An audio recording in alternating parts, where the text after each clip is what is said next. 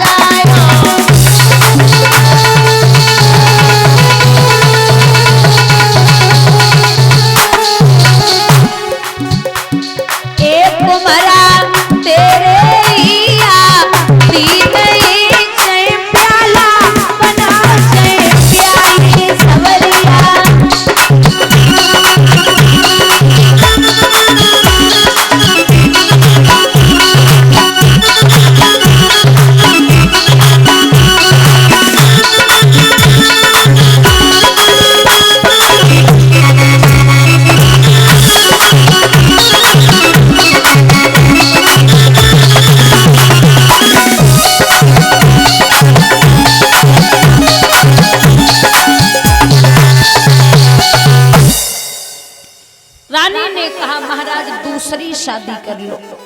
राजा बोले अरे ओ पगली, कांटो बुरो करील को और बनरोटी गाम और सौत बुरी है चून की और साजे को काम। शादी नहीं कर सकता। सौत चून की बुरी जहर की छुरी मान ले प्यारी और तो यावत दे निकार करे तेरी। जिस घर में दो नारी हो उसमें दो नाली बहती हैं, दोनों दो तरफ निकलती हैं, घर में न एक भी रहती है। विवाह नहीं करूंगा। रानी ने जवाब दियो नाथ, अगर आप विवाह नहीं करोगे तो निश्चित है कि ये वंश आगे नहीं बढ़ सकता। आप सोचिए, विवाह तो करना पड़ेगा। राजा बोले अरे वो पगली जिद मत करे, बहुत पछताएगी। रानी बोली महाराज वो सब छोड़ दो, आप विवाह कर लो। तो रानी की इस बात पर हुए नपति मजबूर, सुरुचि सुंदरी से हुआ इनका विवाह मंजूर। सुरुचि नाम की लड़की आई है। सुरुचि, हम सुरुचि उसे कहते हैं जिसकी स्वयं में रुचि हो, जिसकी स्वयं में रुचि हो, जो अपना वह शरीर देख देख के चले, वो सुरुचि है। डोले में बैठी बड़ी रानी ने दासी को भेजा, जा छोटी बहन को लेके आरती उतारी, चलिए बहन आपको आपकी बड़ी बहन ने बुलाया है। बोले कौन बड़ी बहन? आपके राजा की जो पहले वाली रानी है। विवाह हो गया? बोले जी।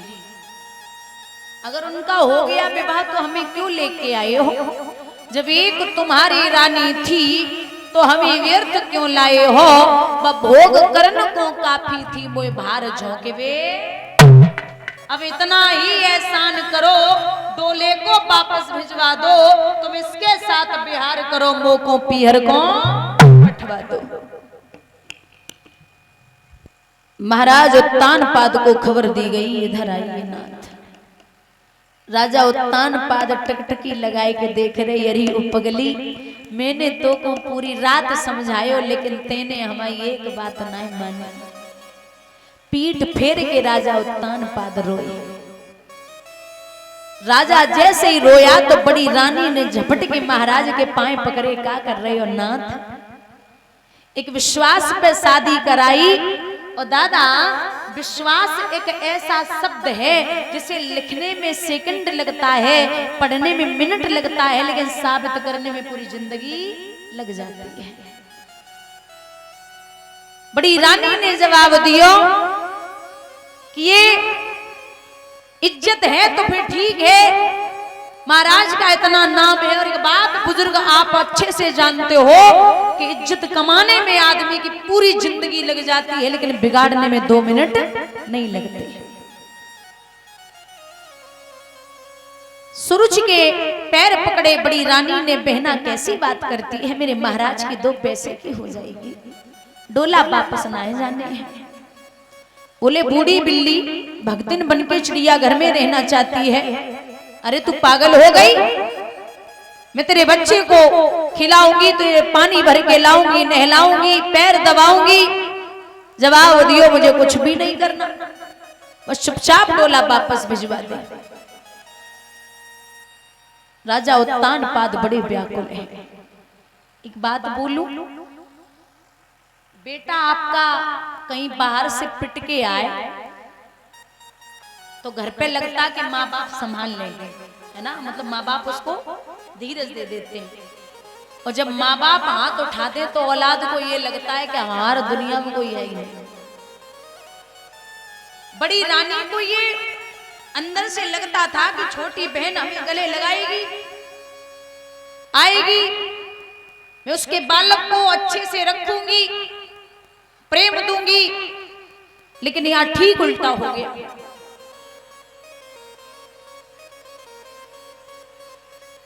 एक विद्वान ने बड़ी प्यारी बात कही कि एक कामवाली थी, बहुत ध्यान से सुनना, उसके बेटे को एक हीरा मिला।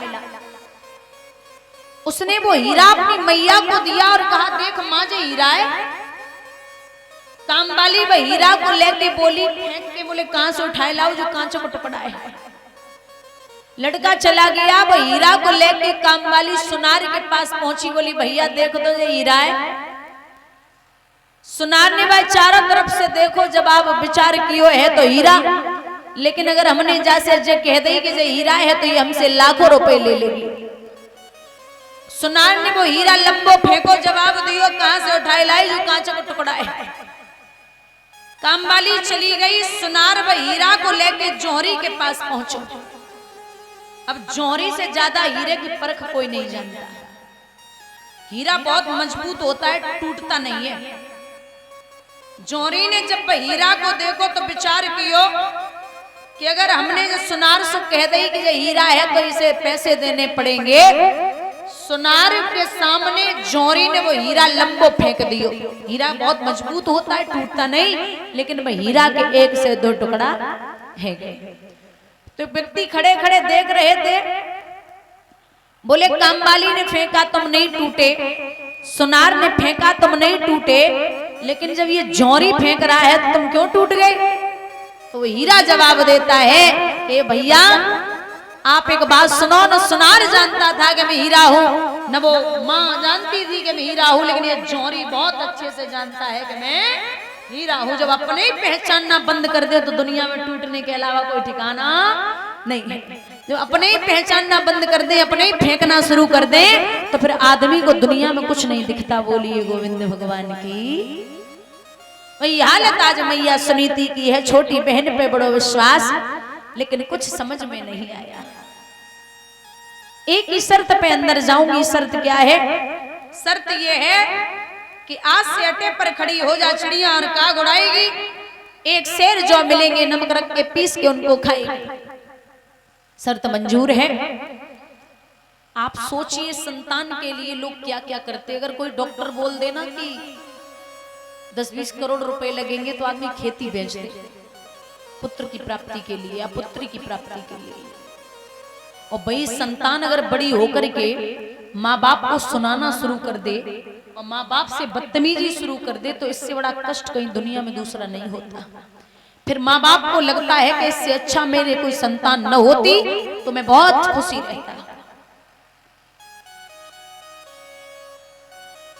बड़ी बुरी हालत। मैया सुनीति हाथ में बांस मोटी सी साड़ी पहन के चली।